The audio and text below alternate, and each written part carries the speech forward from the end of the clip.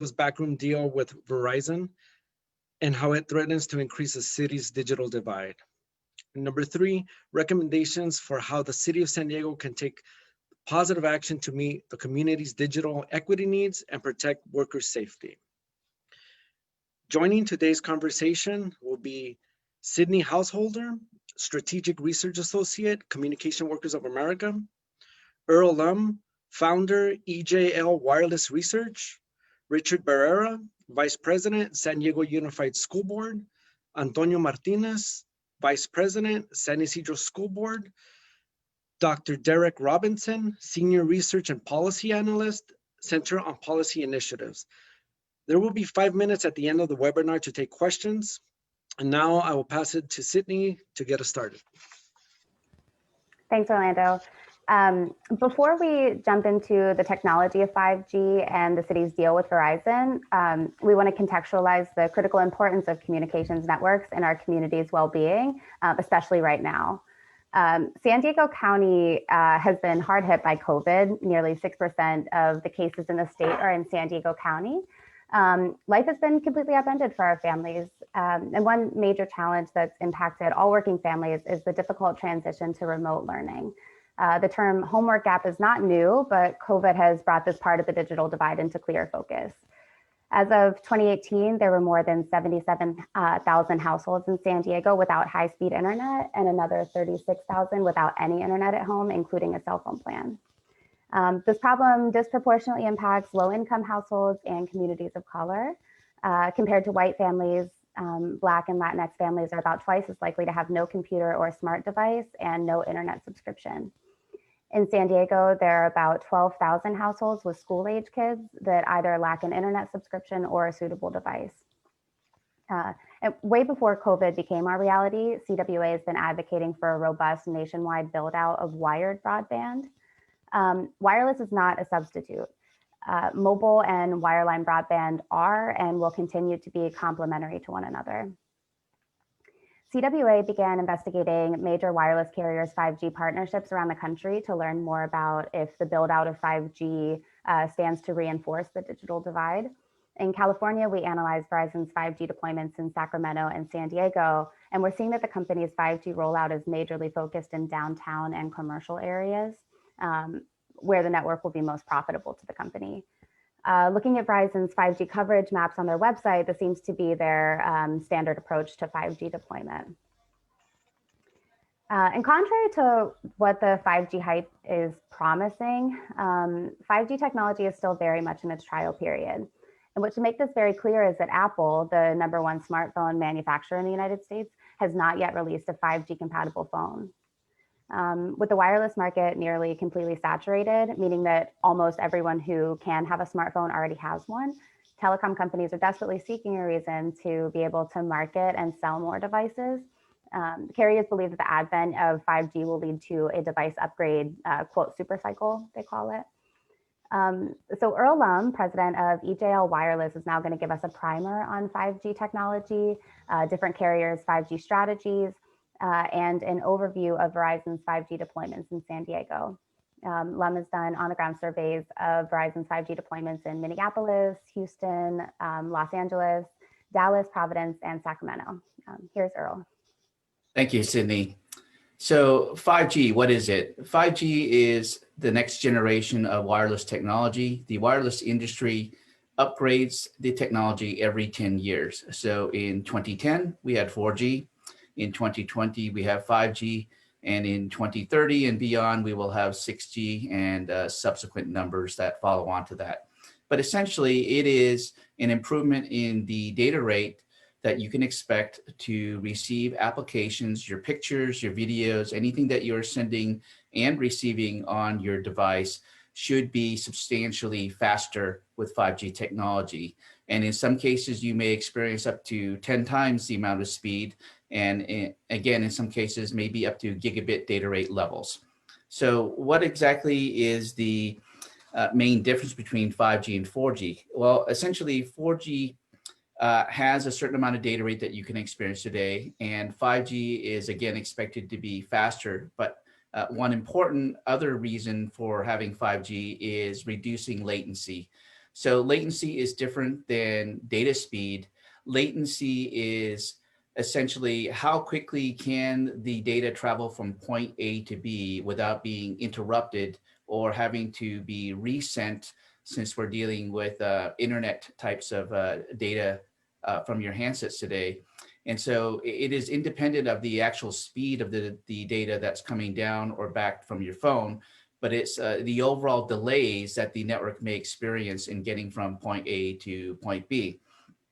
If we look at what the carriers are doing, 5G needs fiber and 5G needs spectrum. So low band and mid band spectrum can be deployed today on the macro cell towers and rooftops that we're accustomed to for 4G networks today. But higher frequency millimeter wave spectrum, which we call high band, requires small cells typically that are going to be installed on street lamps and utility poles and other street furniture in the public right of way, typically on the sidewalks. So what gets obscured is much of the 5G literature that consumers read is that different carriers are pursuing different 5G strategies. T-Mobile, for instance, is mostly deploying its nationwide 5G network in the low band, which is 600 megahertz. This spectrum travels very far in a long distance and therefore can go and offer coverage, but because it's limited in spectrum, the speeds that you will experience on T-Mobile's 5G network today is not going to be substantially better than what you can get on 4G. T-Mobile recently activated their mid-band spectrum, which is it acquired from Sprint, and for its 5G network in 81 cities across the United States. AT&T, on the other hand, is again using its low-band spectrum to deploy and implement 5G. It also has some high-band millimeter wave spectrum in its network as well for 5G. Verizon, however, is unique in that it has not gone the low-band route or the mid-band route. It is only specifically deploying its 5G today in millimeter wave spectrum, due in part to the fact that that is the only spectrum it has available to it to deploy 5G. Millimeter wave spectrum is a very high frequency spectrum that offers very fast speeds, but it's proven to be unstable in that it can be interfered with via weather patterns such as rain or fog and obstructions such as buildings or trees, and it's unable to actually penetrate inside buildings. So deploying millimeter wave 5G technology requires Verizon to aggressively build out small cells, usually one small cell on every couple of city blocks, because the signal is very limited and can only travel between 300 to 800 feet away from that pole or signal pole or utility pole. I've studied Verizon's 5G deployments across many cities in the United States, I guess Sydney had indicated, including Sacramento and Minneapolis and Dallas. And certainly what I see across every city is concentration within the Central Business District or CBD. And it's very limited in the neighborhoods, and typically the businesses and potentially multi-tenant dwelling housing is what's targeted for these deployments, because at the end of the day, Verizon has to have a return on investment for the equipment that they're deploying out into the field. And Verizon seems to be following a similar playbook in the city of San Diego. Right now, according to the coverage map provided by the company on the website, Verizon's 5G deployments in San Diego is limited to parts of the primary commercial districts of Linda Vista, Mission Valley, and Kensington. To ensure full 5G coverage across the entire city of San Diego, Verizon would need to deploy a total of between 3,000 to 5,000 of these small cell sites across the city on utility poles or streetlight poles or signal poles in and around all of the major streets, as well as the smaller streets inside the neighborhoods and near schools. A review of San Diego's small cell permitting data indicates that Verizon has only about 175 street and signal light permits at this point as of June 2020. I'll pass it back to Sydney now to go about Verizon's deal and explain a little bit more about that. Thank you. Thanks, Earl. That's super helpful. Yeah, so in April of 2019, Mayor Falconer announced a 5G partnership with Verizon. In the press release promoting the partnership, the mayor states that the 10-year agreement is, quote, going to provide resources that will further enhance cellular service for residents, keep communities safer, and lower costs for taxpayers. The mayor referred to the partnership as a win-win for San Diegans. And Verizon states that the agreement will support the city's focus on, quote, creating a digitally inclusive and connected city. Our report finds that the partnership may be failing to achieve its original intentions. CWA submitted public records requests to the city of San Diego for communications between staffers and Verizon representatives from January of 2018 to April of 2019 when the deal was signed.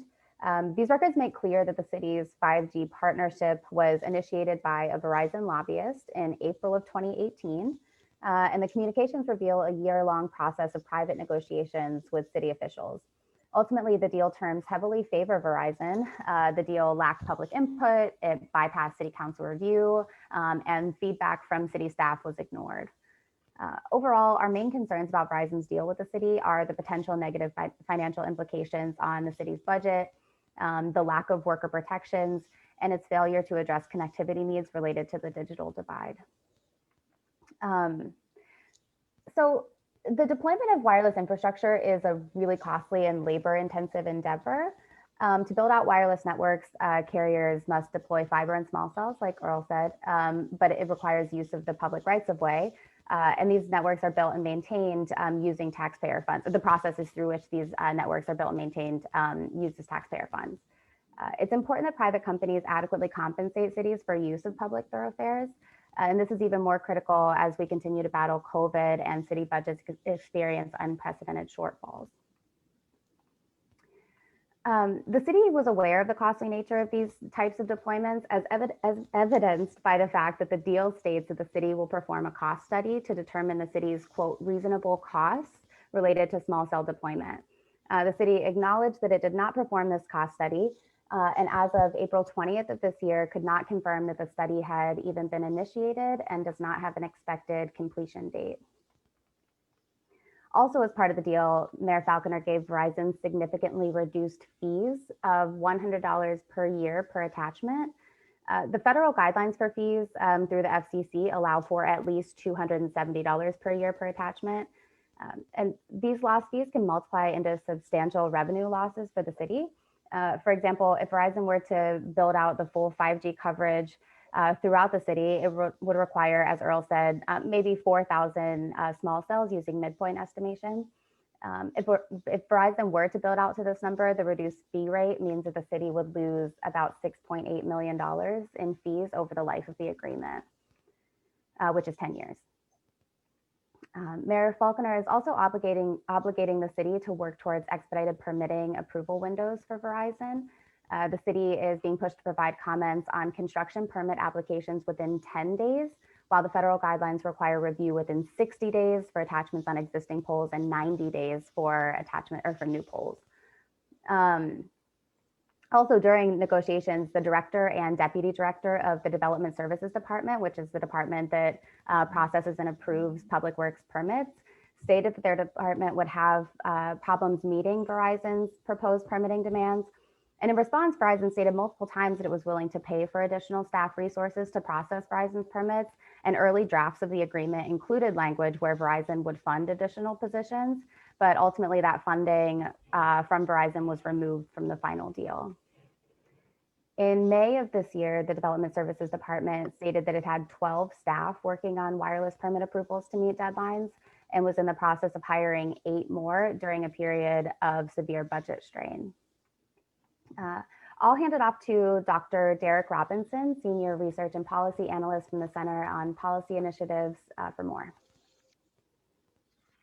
Yes, thanks for that, Sydney. So basically, the Center on Policy Initiatives has really been in support of San Diego's workers, educators, and families, and really pushing to make broadband available to everyone in our communities and decreasing the digital equity divide that many of our panelists have already been talking about. And as other panelists have noted, this divide has been especially felt during the COVID-19 pandemic, especially for workers and families in communities with already inadequate broadband access. And the recent Verizon partnership with the city which, to be clear, was a public giveaway of public resources to private entities without giving proper benefits to impacted community members, was a deal that was expected to address San Diego's digital divide while providing for high quality, well-paying jobs to local workers. However, the service is only offered, as we've talked about, to a select few neighborhoods in San Diego, and has really done little to ensure that jobs that were provided through Verizon were filled by local workers. The MOU that the city signed on to has some very specific issues that should have been addressed. Some of these issues are ensuring that the current labor standards are uplifted and enforced, very similarly to the labor standards that the city forces its contractors to have, instead of minimizing those labor standards, as has been done with the current MOU. And this specifically as it relates to subcontracting of services by Verizon, especially in public right-of-ways.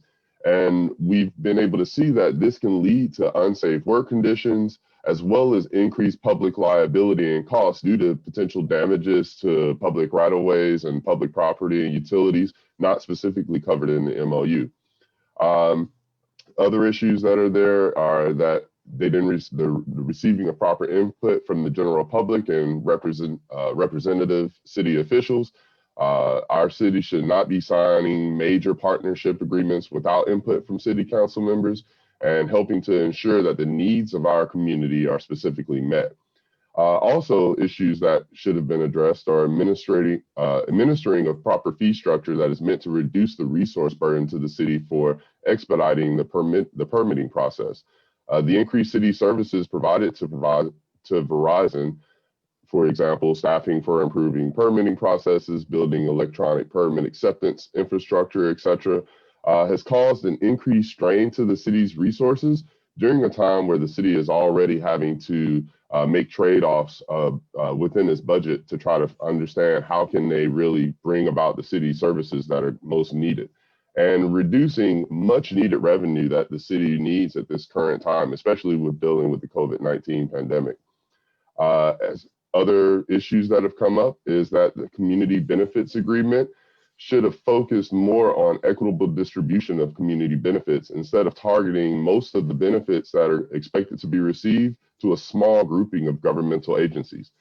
These types of agreements really need to be driven by community input, not even just to have community engaging in the process, but it should be community driven and meant to address all the community's needs. And so in its current state, the MOU between the city and Verizon gives more to the corporate entity than it does to provide to the overall public benefit. And instead, the city should have focused on agreements that help to lift the burden of city residents and taxpayers alike, while ensuring corporate accountability on behalf of workers and families burdened by the digital divide. And now I will pass it back over to you, Sydney. Thank you. Thanks, Derrick. This section of the webinar focuses on the worker safety implications of the city's Verizon 5G deal. CWA members, many of whom are technicians who work in the public right-of-way installing and maintaining our telecom networks, have unique insight into the issues that arise when this critical work is outsourced to out-of-town subcontractors that are non-union. To deploy wireless network equipment in the public right-of-way, workers must dig under roads and sidewalks to access underground conduit to lay fiber, which is then connected to small cells attached to various poles, such as light, traffic, or utility poles. Digging underground means navigating the various utility lines, including gas, electric, and water. This is critical and dangerous work, and Verizon has a history of using irresponsible out-of-state subcontractors to excavate, lay fiber, and install equipment. Those contractors are paid by the project, pushing them to work quickly and less carefully. We know this increases the risk of hitting utility lines, causing property damage, and putting worker and public safety at risk. Some of our technicians have spent the last few weeks surveying Verizon's 5G deployment in the city. On this slide, you can see some photos they've taken of substandard work on Verizon's poles. On one picture, you can see the wiring for the pole is exposed to the public. And in the other photo, you can see how the sidewalk has not been restored correctly. Not only is this unsightly, it's dangerous for the public. Yeah, when we looked at Verizon's 5G build out in Sacramento, we found that 7 of the 10 subcontractors we could identify were from outside of California. Verizon subcontractors caused 41 reported underground utility hits in just a 7-month period. These like multi-layered contracting arrangements can make it difficult for a city to hold companies accountable and ensure safe conditions for workers and the public. In some cases, subcontractors have caused serious, even fatal accidents and have amassed tens of thousands of dollars in costs to repair public utilities. In San Francisco, an unlicensed Verizon subcontractor from New Jersey hit a gas line while laying fiber, and the hit caused an explosion with 50-foot flames that like burned for hours and caused substantial property damage. In Wisconsin, a Verizon subcontractor hit a gas line, causing an explosion that leveled half a city block, killed a volunteer firefighter, and critically injured another. And at the time of the blast, the subcontractor was delinquent in its state registration. Despite the risk of accidents that can cause substantial property damage and disrupt utility service, the San Diego Verizon deal does not require disclosure of subcontractors, so the city can ensure that each firm is licensed and can be held accountable. Neither does the city's permitting system seem to require subcontractors to even be listed on permits. CWA made several attempts to obtain information to identify contractors and subcontractors who are performing work in the right-of-way for Verizon, to no avail. It appears that the city does not collect information on which contractors and subcontractors are actually working in the right-of-way. Without this information, it's unclear how the city could verify basic safety protocols, license and registration requirements, or be able to recoup costs to taxpayers when contractors cause damage. As such, we can't tell who's responsible for the shoddy work our technicians documented that Orlando brought up. Additionally, Verizon rejected proposed language on accident reporting and narrowed the requirement, so the company only has to report accidents where the damage to property is valued over $50,000. Aside from worker safety concerns, this lack of reporting makes it so that there's no way to confirm whether local workers and families are benefiting from this massive construction project. So we're going to switch gears and talk about the Verizon deal's impact on the digital divide. Though Verizon touts the partnership with the city as having a, quote, focus on digital inclusion, nothing in the agreement demonstrates any commitment to closing the digital divide. A look at Verizon's 5G coverage map, as Earl said, shows that the service is only available in primarily commercial districts, such as Mission Valley and Linda Vista.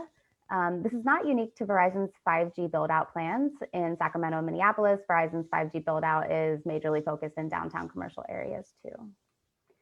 And Verizon has admitted that millimeter wave spectrum, which it's using for its 5G build-out, cannot provide broad coverage. It only travels a few hundred feet. Actually, the National Advertising Division recommended in July of this year that Verizon discontinue certain 5G availability and speed claims in 2 TV commercials, as it potentially communicates a misleading message to consumers that 5G coverage is available nationwide. There's no requirement that Verizon build the network in an equitable manner to connect underserved, underconnected neighborhoods, or to fund initiatives that would promote digital inclusion. During the negotiation process, the executive director of corporate partnerships and development asked, quote, will Verizon consider installation in underserved areas? And Verizon responded, we install based on demand, and demand is agnostic to race or income. Next, Antonio Martinez is going to talk about the district's his district's digital divide issues. Thank you so much, Sydney. I first want to give a very special thank you to Sydney, Orlando, Bianca, Salomon, everyone from CWA for organizing this wonderful webinar and to address these issues. For those of you who don't know me, my name is Antonio Martinez. I am the Vice President of the San Ysidro School Board. I've been on the board since 2012. A little bit about me, I'm a lifelong resident of San Ysidro. I was very proud to be the first in my family to graduate college. And when I graduated, I made a promise to myself that I wanted to use the skills and everything I learned in college to go back to my community and make it better. So I did just that. I've been on the school board since 2012. And one of the most motivating factors for me to run for office in 2012 was I was attending a public planning group meeting on infrastructure. And during that meeting, there was a stat that was put out on San Ysidro residents. And the stat was this, that close to 50% of residents in San Ysidro do not have a high school diploma. And what was most shocking about the stat when I heard it, obviously, was not necessarily the stat in and of itself, but essentially the people around me listening to this, they listened to it and they thought that that was an acceptable stat. Obviously, for me, it's unacceptable, and it really motivated me to make a difference. So I've been on the board since 2012. You know, my district serves one of the most vulnerable populations in our country. Approximately 71% of our families qualify for free and reduced lunch. Almost 70% of our students are English language learners, and about a third of our students are characterized as homeless or transitional homeless. And I want to emphasize that last point because there's a lot of misconception as to what it means to be homeless. But a lot of our students are in between homes. A lot of them live in a garage one day and they sleep in their aunt's couch the next day. They sleep in a car the next day. So essentially, a lot of these students are already facing dilemmas in where they're going to put their head at night to sleep. In addition to that, obviously, they look at our schools as safe havens. In fact, my dear friend Salomon mentioned the schools are like the oasis for these students. And obviously, given COVID now with distance learning, they don't have that anymore. So we're facing that challenge. I'm going to talk about little things that we've done in our school districts to address this, the digital divide. Particularly our first day of school was August 17th. And one of our main focuses above everything else is connectivity, making sure that all of our students from preschool to 8th grade have access to a device or a Chromebook that can essentially connect it to the internet and essentially ready to learn with those devices.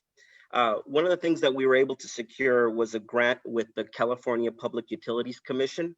And we utilized Title I funds to essentially buy additional Chromebooks and secure low-cost internet service for our families. Another thing we've been able to do in the meantime, and of course, when I'm talking about this is short-term solutions, is we were able to, there's some spots in San Ysidro where high-speed fiber broadband is not available. And the students, obviously, who live in these communities don't have access to the internet and therefore can't learn. So what we've been able to do is, with the help with the San Diego County Office of Education, we were able to secure close to 1,100 hotspots to connect these students that are still without internet in areas with no service. And when I talk about these measures that we're taking, I'm talking short-term solution. And I'm here today not only to advocate for the students in my district, but to advocate for all students who are essentially going to be left behind by the digital divide. And with COVID, things are going to get worse.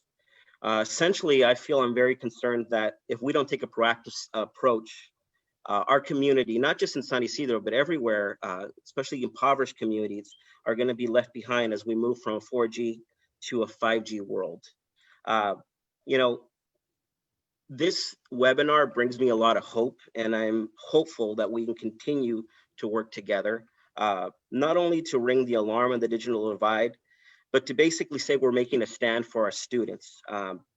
So I'm here today to see how we can come up not just with short-term solutions, but with long-term ones, so that we can work together to make sure all of our students get the best education possible.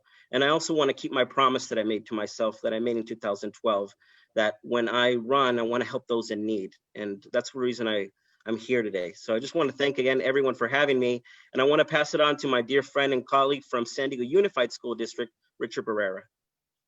Thank you so much, Antonio, and thank you for your continued leadership in San Ysidro. And, you know, like Antonio, I just got to say that, as you know, the presentation has gone through the details of this deal between the city of San Diego and Verizon. It is incredibly frustrating to realize that we missed an opportunity in the development of this deal to do something real about addressing the digital divide. And, you know, in our district, we represent over 120,000 students. A little bit similar to Antonio and San Ysidro, about 2/3 of our students qualify for the free and reduced lunch program. And as we speak, we have 120,000 students trying to connect, with their teachers in online learning, in adequate infrastructure that right now, I can tell you, we've got students and teachers that are struggling with the ability of students to connect to their online learning. And, to think that a deal was put together that first of all lacked public input, so that there was really no public discussion about dealing with the digital divide, and that here's an opportunity to deal with the digital divide. And then that the outcomes of that deal are essentially that the concentration of what Verizon and the city are doing are in just a few neighborhoods. And so, most of the neighborhoods throughout the city of San Diego where students are sitting right now trying to connect to their online lessons are excluded from this deal. And then, to hear people from Verizon saying that demand is agnostic based on race and income. Well, I'm sorry, but if the digital divide is not agnostic based on race and income, it's of course disproportionately experienced by our poorest families, our poorest communities. And in the case of districts like San Diego Unified and San Ysidro, that means the overwhelming majority of our students experience the digital divide. And so to have no expectation on Verizon that it would deploy universally, its capacity into our neighborhoods, I just think, again, that's what happens when you do deals in private with private companies who have a business model, and the business model is not to meet the needs of people in the community, but of course that is the responsibility of the elected leaders of the city of San Diego to be thinking first and foremost not about Verizon's needs, but about the needs of people throughout the city of San Diego. So as we move forward, just a couple of key points. One is, we have to have higher expectations on Verizon and on the city. We've got to see build out throughout our neighborhoods. We have to have an expectation that Verizon is going to pay its fair share. This idea that we're giving away $7 million to Verizon that could be used to help deal with the digital divide is frankly obscene. But the other point is, this is not, cell phones, 5G technology, that is not the long-term solution to overcoming the digital divide and building the infrastructure that we need in San Diego. We have to have widespread broadband throughout our communities. And it's the job of all of us together, the school districts, the city of San Diego, the county of San Diego, the state, federal governments, all to come together with a strategy to build out that broadband network. But it begins with resources, and those resources cannot just be given away, to companies like Verizon through these, frankly, backroom deals. And when I think about the taxpayers, similar to Antonio, our district in the past 6 months has distributed nearly 80,000 one-to-one devices to our students. We have spent millions of dollars trying to provide, for internet connectivity so that our students can participate. All of that is paid for by the taxpayers. So the taxpayers are doing their job. Certainly our students, our parents, our teachers are doing their job. We need the city of San Diego, and we need companies like Verizon to step up and be part of the solution, not to exploit rhetoric about the digital divide in order to cut deals that really just go to the bottom line profit of companies like Verizon. We need to expect more, and we need to do more. And I thank so much CWA for pulling us together in this conversation this morning. And I'd like to turn it back to Sydney. Yeah, thanks so much, Richard. So this closed door deal put the burden on taxpayers to subsidize private deployment. And It did so while leaving behind workers and those on the wrong side of the digital divide. But the 5G network build out is still in its early stages. And we have 3 initial recommendations to ensure that as companies deploy these next generation networks, San Diego will get a fair deal that benefits all residents. The first, learn from our mistakes. The deal has the potential to drain San Diego's budget for the next decade at a time of economic crisis when the city's budget is facing a $250 million revenue shortfall. San Diegans have a right to know how much corporate giveaways are costing their city. After this webinar, we're going to follow up with folks interested in taking the first step to make this happen by signing on to a letter asking the incoming mayoral administration to, 1, perform a cost study so San Diegans can understand the deal's cost to taxpayers from staff time to lost fee revenue, and 2, to hold a public hearing on the deal to solicit public input on how the deal could better serve community interest. Our second recommendation, consult with community stakeholders and create a digital equity roadmap. The city must work with stakeholders, community stakeholders, to clarify digital equity needs. The pandemic has laid bare the consequences of refusing to consider digital equity in network deployment. CWA is already in discussion with various stakeholders to bring forth a vision for how to achieve just and equitable broadband deployment in the San Diego region.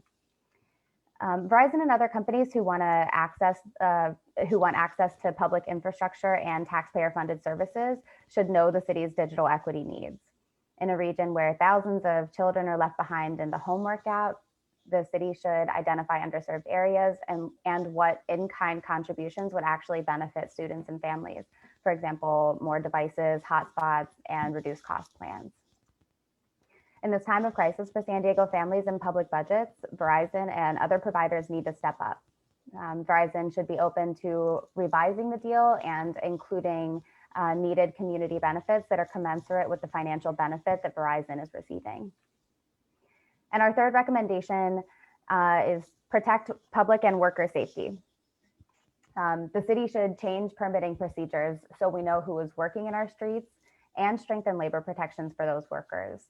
The city should modify its permitting procedure to require Verizon and all providers to clearly state which entities will actually perform permitted work in the right-of-way, whether Verizon, its subcontractors, or an entity contracted by its subcontractors. The San Diego and Imperial Counties Labor Council recently sent a letter to Mayor Falconer and the San Diego City Council urging them to take immediate action to incorporate subcontractor transparency and incident reporting requirements into its permitting process in order to protect worker and public safety. Public accountability requires basic transparency about who is doing work in the public rights of way. New York City has included similar subcontractor transparency terms in its most recent franchise agreement structure. The city should also require that all companies and contractors comply with federal, state, and local labor laws and regulations, including Occupational Safety and Health Administration, OSHA regulations, the National Labor Relations Act, and the Fair Labor Standards Act, and explore targeted hiring requirements and labor standards in future network construction. Network build out, this is a massive construction project, and it should support the local workforce and benefit the San Diego economy. I'll hand back to Orlando to close us out with the question and answer session. Thank you. We'll now take some questions. You can enter them in the Q&A box at the bottom of the screen.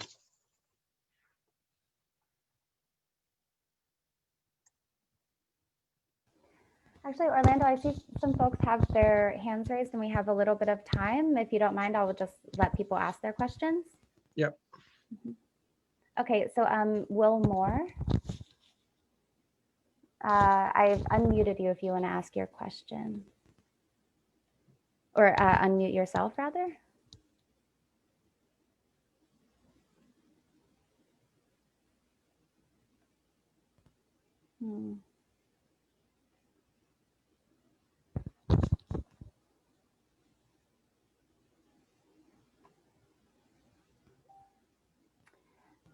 Well, it says that you're still muted, but while you figure, maybe we can move to Craig Milgram. Hi, everybody. I'm really pleased to be here. This has been a fascinating conversation. I just have a couple of quick questions and a couple of comments. First of all, this 5G thing's starting to sound like the street light project that seems to have been indicative of this level of corruption in our city government, where things are done without public input. I also think that Verizon's comment, and I think this is what Richard was saying, they look at demand, and of course the demand is low in poorer neighborhoods because they don't have the money to demand it. So they're looking at existing demand, and they're saying, well, we're gonna try and upgrade existing demand as opposed to looking at areas that don't have broadband and say that's where we need to expand our services. I'll ask the union folks this.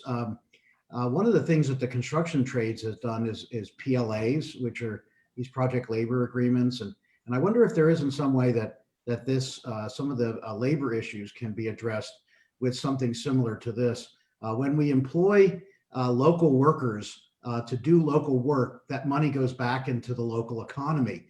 So it just makes much more sense to employ people from local unions and unionized workers. And so I don't know if that's a possibility on these kinds of situations, but it's something I think maybe the folks from the union side can speak about, and whether that's something that could happen.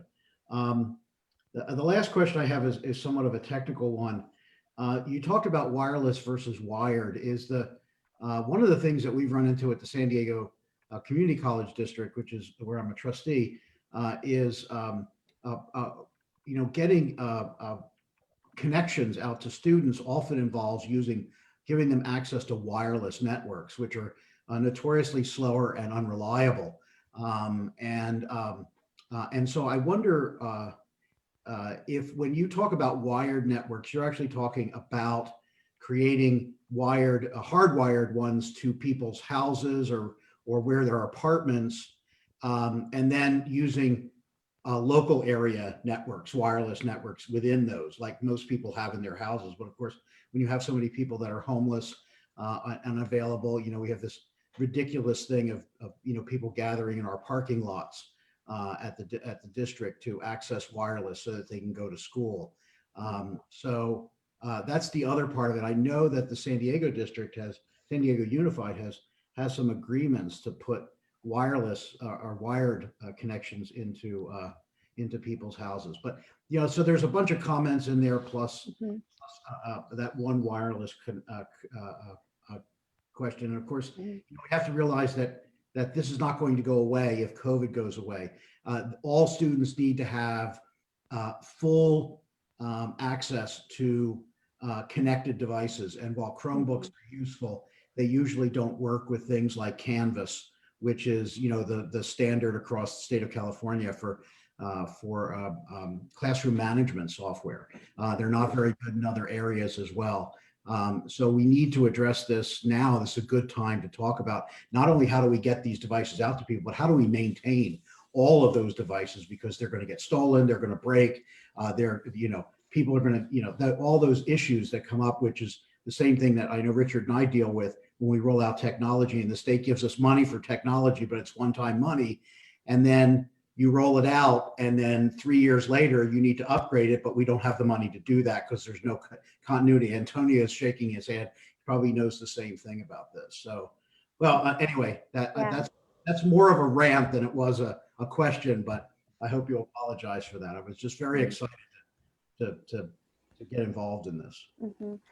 Yeah, thank you for your questions / comments, Craig. And I guess I'll just say quickly on your question about PLAs, it's something that we definitely want to explore. We think that these are pretty big public adjacent work because it requires the use of our public spaces and the use of our taxpayer funded services and permitting processes and things like that. So it's definitely adjacent to that work. Oh, I'm sorry, I'm getting oh, never mind, sorry.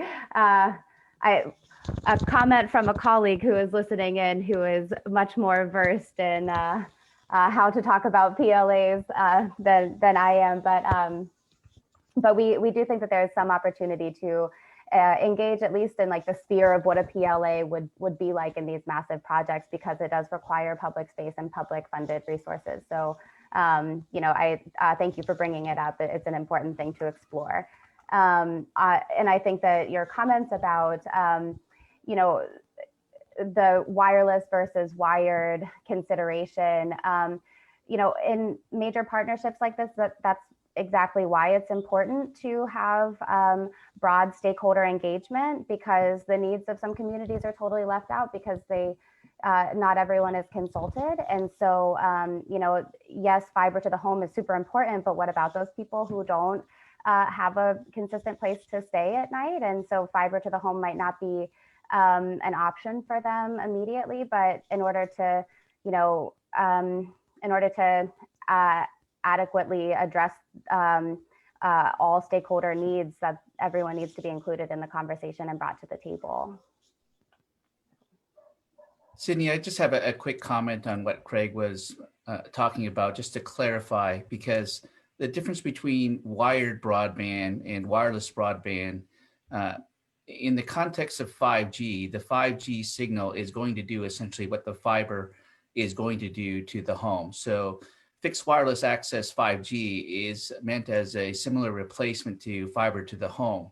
What Craig was mentioning is the issue of, like, everywhere you go for public Wi-Fi, if you have too many people on a Wi-Fi router, it's going to essentially give up and it won't be able to service all of the users on there.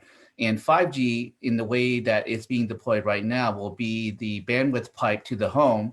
From there, the home will actually have a Wi-Fi router connected to the 5G signals. And so the users inside the home don't necessarily need 5G devices. They will have Wi-Fi devices that could connect to the existing 5G network. So the difference is that you're still using a router inside your home, but the 5G is providing that connection from the router to the rest of the network. In the situation for school campus, where you have hundreds of routers and you have students who are consuming gigabytes of data every hour, that is more of a Wi-Fi issue that maybe Wi-Fi 6 could solve, as opposed to 5G necessarily. So I just wanted to make that clarification. Thanks, Earl. Does anyone else have any other questions? Feel free to use the raise your hand function, or, oh, I see Corrine. Corrine, I'm going to allow you to talk, and then you can just unmute yourself. Hi, this is Corrine Wilson. I work for Council President Georgette Gomez. I've been researching this. I've been speaking with Sal and Kaylee from CWA in DC. San Diego has some limitations. One, we have a ban on project labor agreements in our charter that was brought to us by a ballot initiative many years ago. We cannot have PLAs in the city, so that's a problem. Also, exploring the franchise possibility that they did in New York. California gives a statewide franchise to telecoms. So cities that have attempted to negotiate a franchise with various providers have been precluded by state law. There are other state laws that, Prop 218, things like that. You can only do cost recovery basically on fees and taxes. So these are some things that we've been looking at, some of these avenues and finding out that they're closed off. So trying to figure out how to do these things. Part of what we need to do is change things at the state level, change things in the charter. So it's been an interesting and difficult and frustrating process to try to find some way to get around this. And also we have strong mayor at the city of San Diego, which gives the mayor the ability to negotiate these things unfortunately, without a whole lot of ability for the council to weigh in. So yeah, I've been working with CWA to try to figure out how to move forward. and getting doors slammed in faces quite a bit. So we're still trying to figure out what the angle is and where to go. So just wanted to share that with folks. Yeah, thank you, Corinne. That's helpful context. Yeah, there are some. It's a long fight with structural problems, right? But we still think that despite those structural problems, we should work collaboratively to figure out good ways to close the digital divide and make sure that San Diegans are taken care of in these major corporate partnerships. And we really appreciate working with you.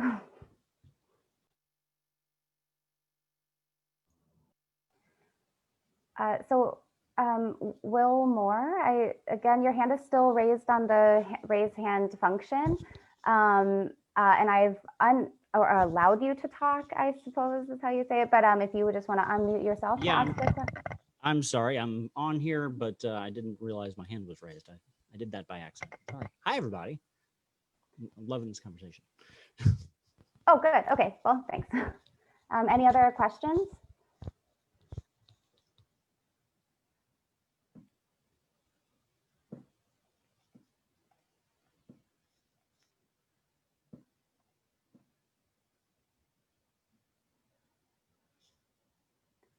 Okay, I think Orlando, if you want to close us out.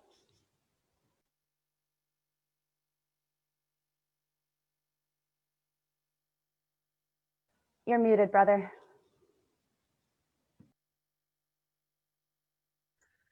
Thank you all so much for joining us. We look forward to establishing more partnerships, hopefully with all community members. And that's about it. Thank you all. Great, and we'll follow up with folks who were on the webinar with a sign-on letter if you're interested in trying to move the city a bit with us. Thank you all for participating and for tuning in. Thank you. Thanks, everybody. Bye-bye. Thank you. Thank you. Thank you.